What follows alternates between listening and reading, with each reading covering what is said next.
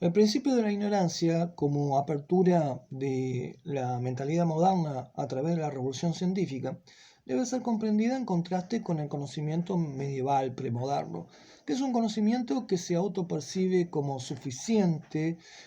como óptimo para la comprensión de la vida y del entramado del universo y el significado del hombre dentro de su universo. El conocimiento medieval no reconoce ignorancia, es un conocimiento que cree estar en una plenitud por proceder de la revelación divina, de la Biblia y su representación a través de los sacerdotes y de la iglesia. El conocimiento medieval, que desborda de confianza en ser un conocimiento óptimo, sin regiones de oscuridad o de no saber, es un conocimiento que se construía a través de la fe, a través de la repetición de la tradición, a partir de la conservación de una revelación divina que le entregaba al hombre un conocimiento elevado y necesario para la comprensión de la dinámica del mundo. Pero ese supuesto conocimiento óptimo se fundaba sobre creencias que en un mundo sobrenatural que soslayaban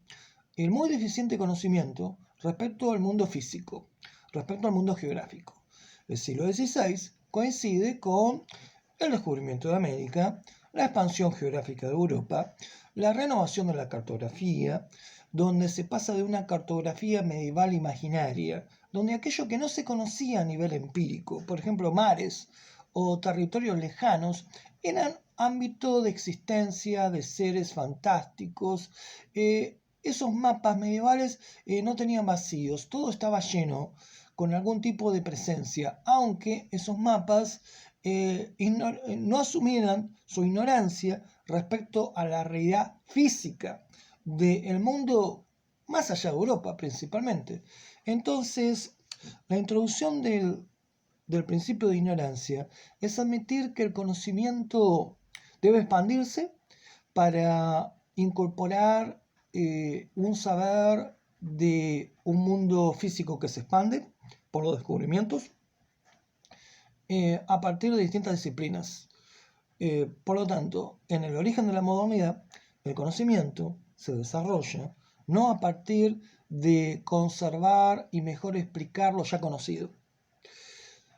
sino a partir de introducir nuevo conocimiento, aceptando un no saber que para reducirse debe estimular la construcción de nuevos saberes. Uno de esos saberes, como decíamos, nuevo, es la cartografía.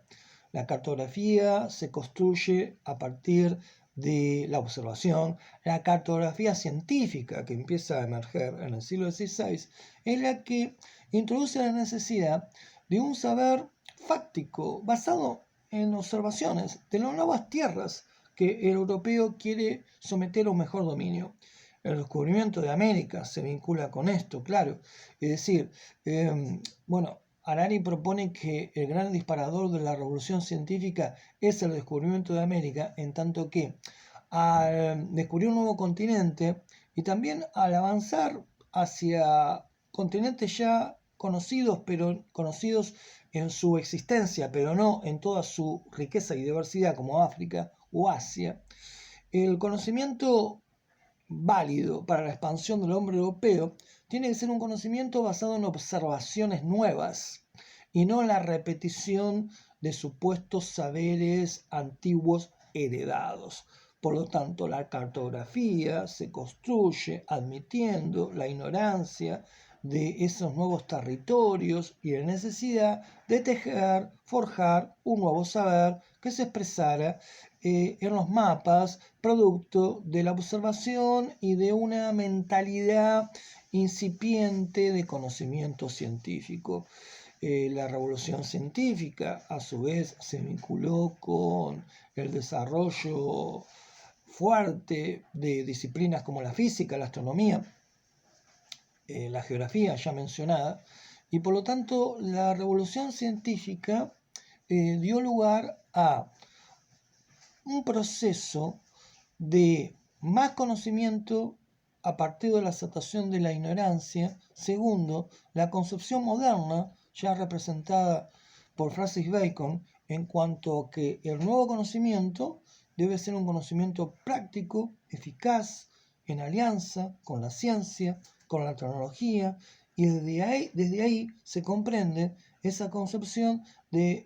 manifestado por Bacon de que el conocimiento es poder. Nuevo conocimiento significa una mejor capacidad para incorporar territorios, recursos, para extender el poder de dominación de una Europa que se concibe como una ambiciosa voluntad de expansión imperial. En los comienzos de la modernidad, España construye un gran imperio, al cual le va a seguir después un imperio holandés, a veces no tan conocido o recordado, donde Holanda, a partir de la Compañía de las Indias Holandesas Orientales y la Compañía de las Holandesa de las Indias Occidentales, construye un tejido de expansión comercial que la constituye en un imperio marítimo comercial, y luego la aparición del Imperio Británico. Pero los imperios, como una forma de expansión de Europa hacia los otros continentes, para llegar a un proceso en el cual Europa se convierte en la dueña del mundo, eso significó otro proceso significativo que se introduce en la modernidad y que este autor propone y que vamos a volver sobre él, que es por un lado el matrimonio entre la ciencia y el imperio, como una forma de mejor expansión imperial, porque para la expansión imperial es necesario el conocimiento que procede de la investigación, la observación científica. Ahí tenemos la importancia de una expedición científica británica de la Royal Navy, donde sus motivaciones eran al mismo tiempo militares como la de la búsqueda del nuevo conocimiento científico. La expedición de 1749 de James Cook, ese gran navegante inglés, también geógrafo, que recorre el Pacífico, llega hasta Australia, hasta Nueva Zelanda, Tasmania, que luego son incorporadas al Imperio Británico, y que uniendo esta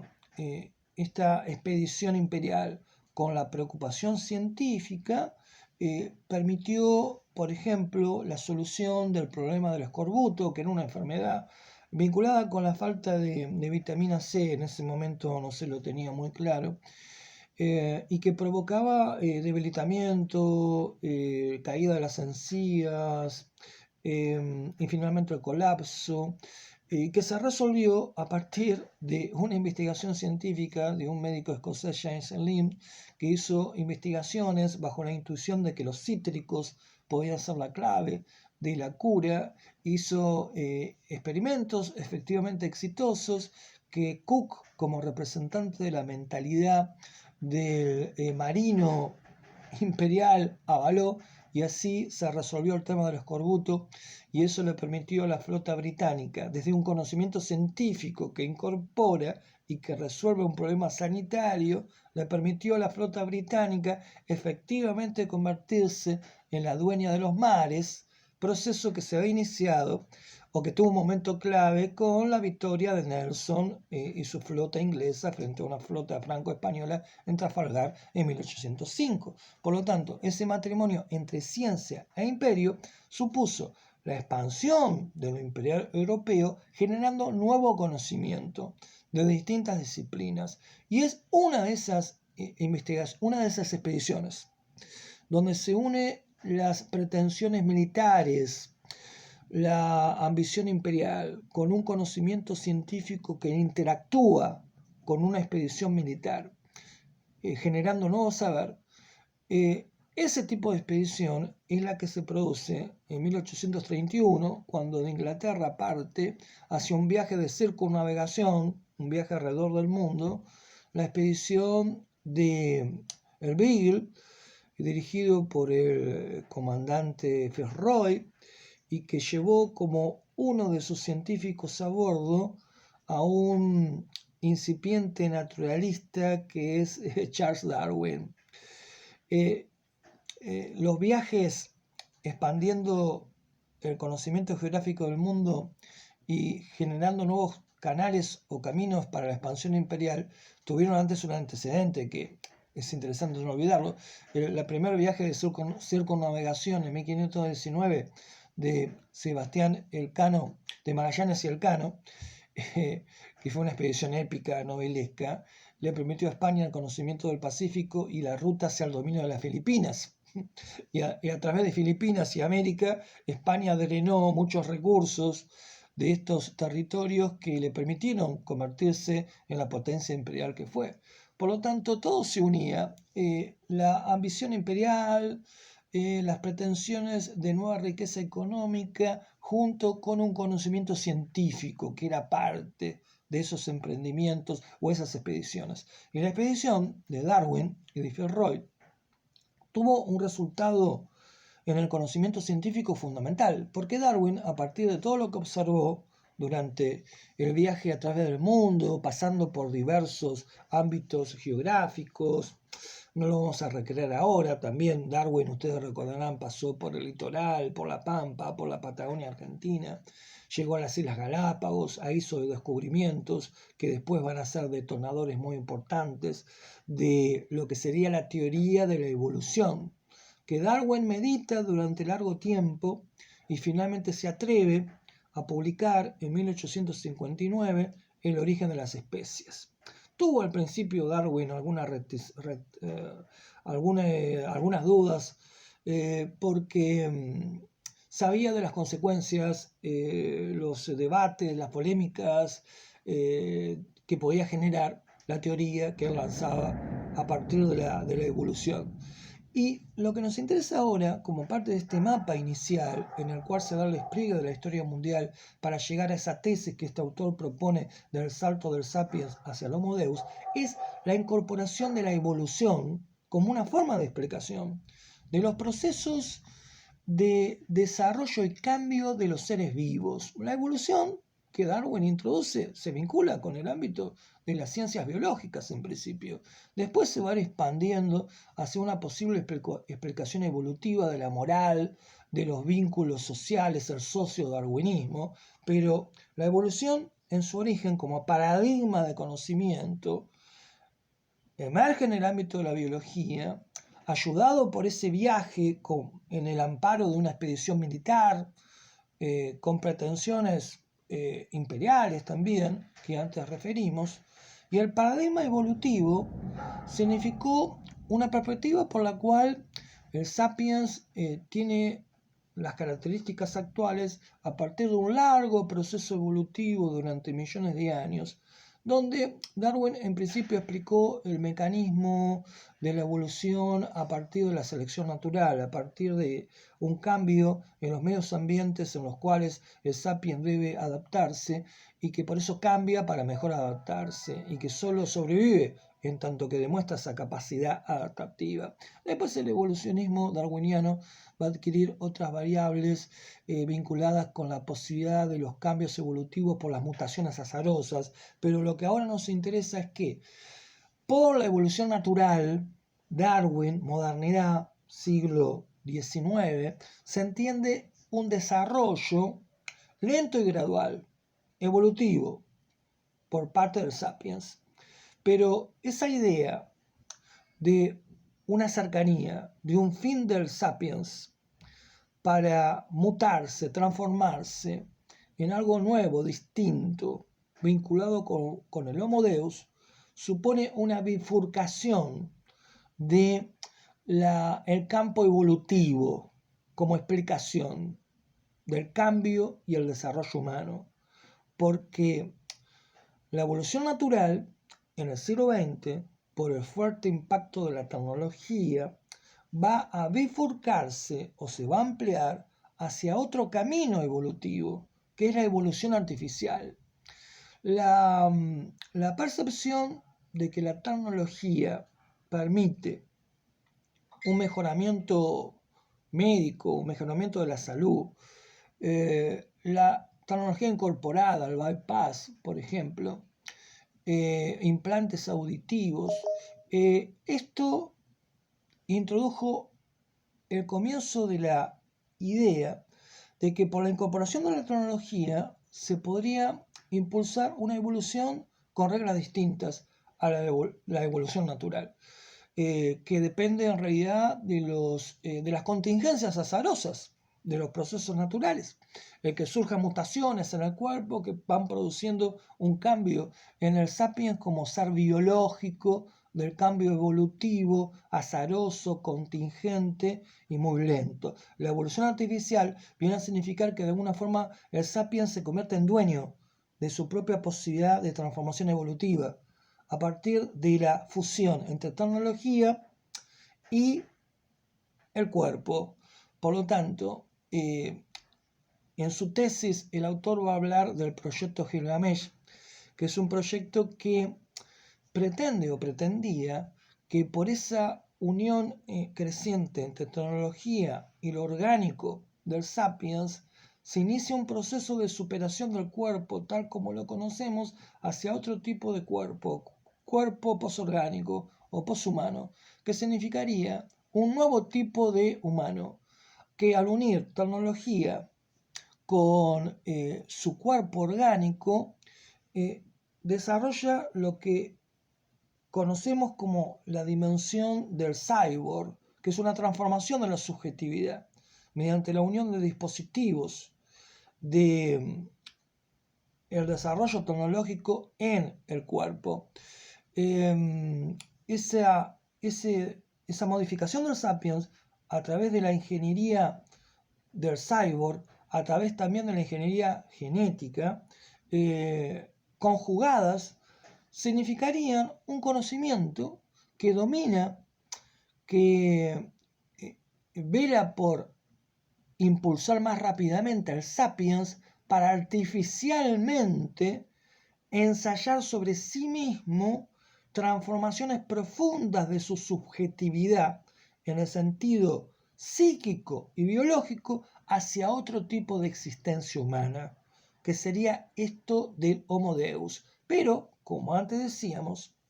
cuando hablamos o cuando hablemos nuevamente en el devenir de estos encuentros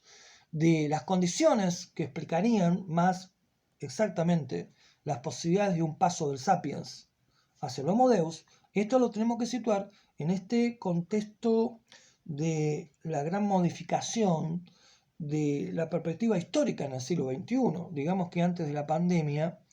se podía abrazar la idea de un progreso creciente,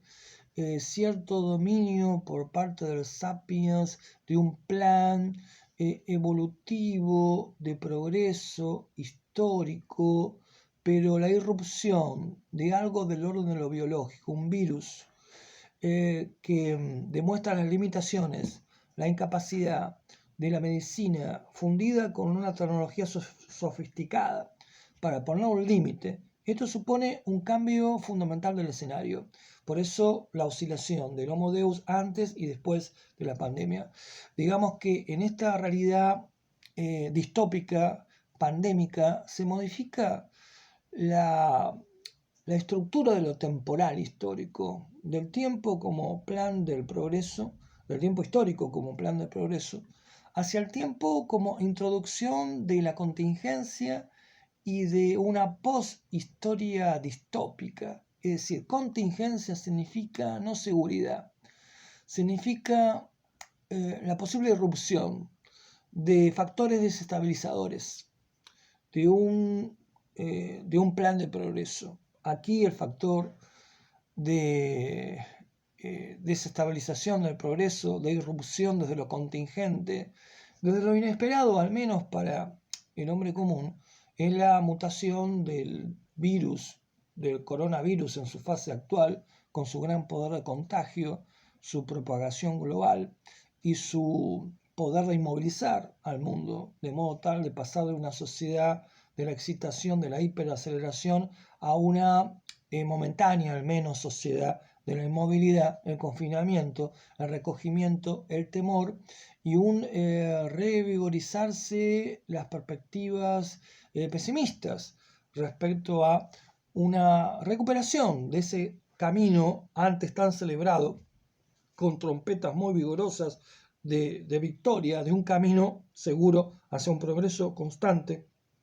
que llevaría a esa transformación del humano por la tecnología hacia un humano que extiende largamente su vida, que tiene un mejor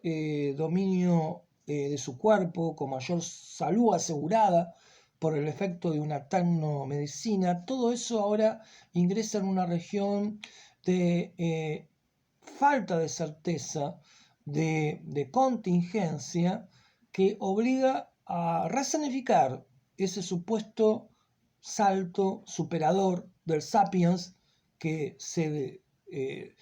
desvanecería, desaparecería para dar lugar a esa otra forma de lo humano, que ya no sería lo humano tal como lo concebimos, que es el Homo Deus. Por lo tanto, aquí tendríamos una primera visión de conjunto, un mapa para empezar a darle cierto significado a ciertos momentos que actúan como revoluciones, procesos altamente significativos en este despliegue sinfónico de la historia mundial, para desde los comienzos, los cazadores-recolectores, desde un comienzo que el autor llama el animal sin importancia del comienzo, llegar al otro lado de este arco de desarrollo de la historia mundial, en la cual el sapiens cree o creía que estaba a punto de dar un salto de paradigma fundamental para acceder a otra forma de existencia humana. Esto último, como dijimos, ahora tiene que ser repensado y sumergido en un manto de duda, de escepticismo y de sospecha. Pero así está desplegado el mapa de los procesos que intentaremos recuperar y ampliar en los próximos encuentros. Toda esta historia de el devenir desde el humano, el sapiens sin importancia, hacia el que pretende o pretendía que se encontraba en el umbral de una suerte de autodeificación por el efecto superador de una tecnología que se incorpora en el sapiens para transformarlo esencialmente. Bien, con esto creo que más o menos podemos ya introducirnos en lo que nos espera. Esto sería entonces el fin de este primer encuentro y trataremos de ir abriendo puertas y caminos en los próximos encuentros, pero a partir del mapa que aquí hemos desplegado. Bien, les mando entonces un gran abrazo, un gran saludo y nos encontraremos en la próxima clase. Hasta luego.